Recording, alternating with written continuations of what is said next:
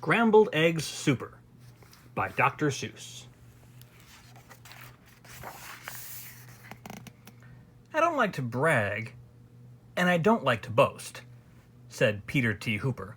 But speaking of toast, and speaking of kitchens and ketchup and cake, and kettles and stoves and the stuff people bake, well, I don't like to brag, but I'm telling you, Liz, that speaking of cooks, I'm the best that there is. Why, only last Tuesday when Mother was out, I really cooked something worth talking about. You see, I was sitting here resting my legs, and I happened to pick up a couple of eggs. And I sort of got thinking, it's sort of a shame, that scrambled eggs always taste always the same. And that's because ever since goodness knows when, they've always been made from the eggs of a hen. Just a plain common hen. What a dumb thing to use, with all of the other fine eggs you could use. And so I decided that, just for a change, I'd scramble a new kind of egg on the range. Some fine fancy eggs that no other cook cooks, like the eggs of the ruffle-necked salamagooks. Salamagookses say they should be good, so I went out and found some as quick as I could. And while I was lugging them back to the house, I happened to notice a tizzle-topped grouse in a tree down the street, and I knew from her looks that her egg and the egg of the salamagooks ought to mix mighty well, ought to taste simply super, when scrambled together by Peter T. Hooper. So I took those eggs home and I frizzled them up, and I added some sugar, 2/3 of a cup, and a small pinch of pepper, and also a pound of horseradish sauce that was sitting around, and also some nuts. Then I tasted the stuff, and it tasted quite fine, but not quite fine enough. To make the best scramble that's ever been made, a cook has to hook the best eggs ever laid. So I drove to the country, quite rather far out, and I studied the birds that were flitting about. I looked with great care at a mop-noodled finch. I looked at a beagle-beaked, bald-headed grinch. And also I looked at a shade-roosting quail who was roosting right under a lassalax tail. And I looked at a spritz and a flannel-winged jay, but I just didn't stop. I kept right on my way, 'cause they didn't have eggs. They weren't laying that day. Then suddenly, boy, up that hill a short space, birds, they were laying all over the place. Great happy gay families with uncles and cousins, all laying fine strictly fresh eggs by the dozens. Why, I'd have a scramble more super than super, scrambled egg super de-duper be-booper, special deluxe, a la Peter T. Hooper. I picked out the eggs in a most careful way. I only picked those that I knew were grade A.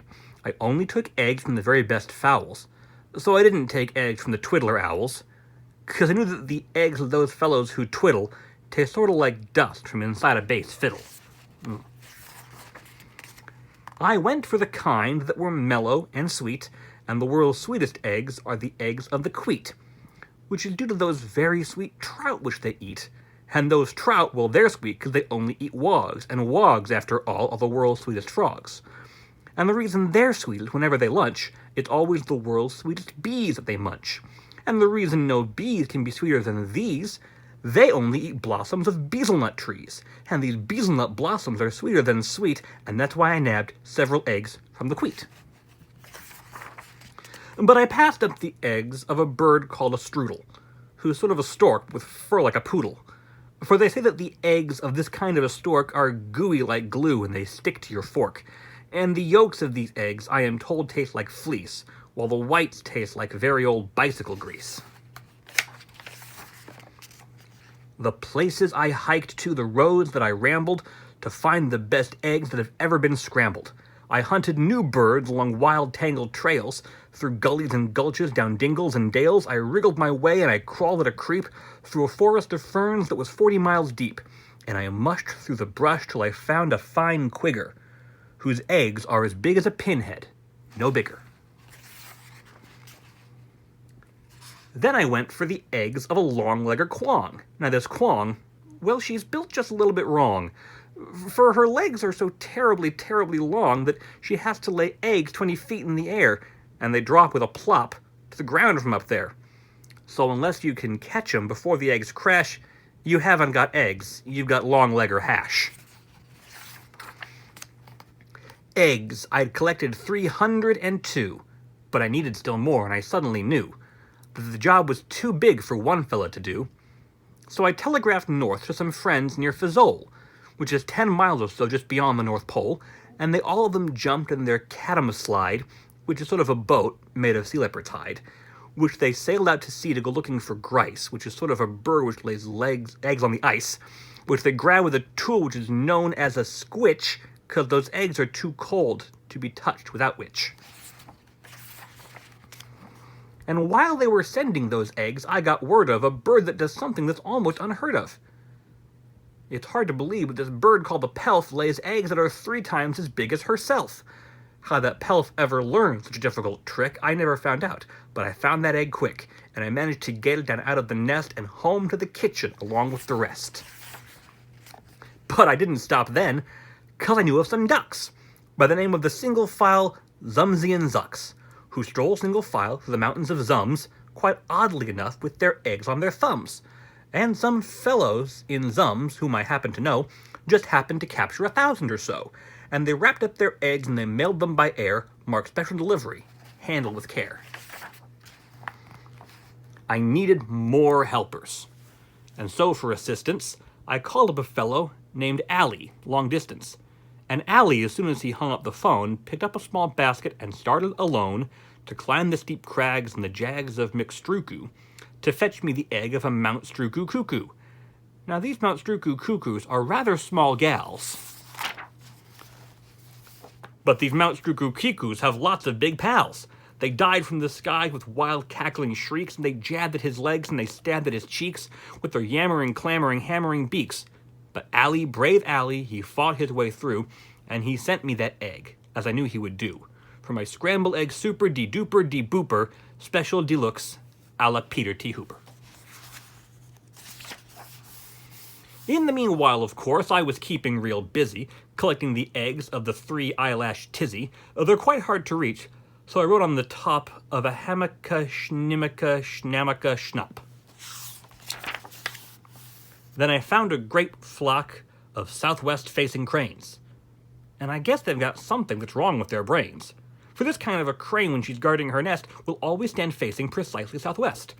So to get at those eggs wasn't hard in the least. I came from behind, from precisely northeast.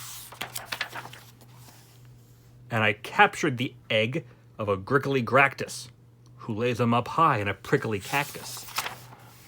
Then I went for some ziffs. They're exactly like zuffs, but the ziffs live on cliffs and the zuffs live on bluffs. And seeing how bluffs are exactly like cliffs, it's mighty hard telling the zuffs from the ziffs.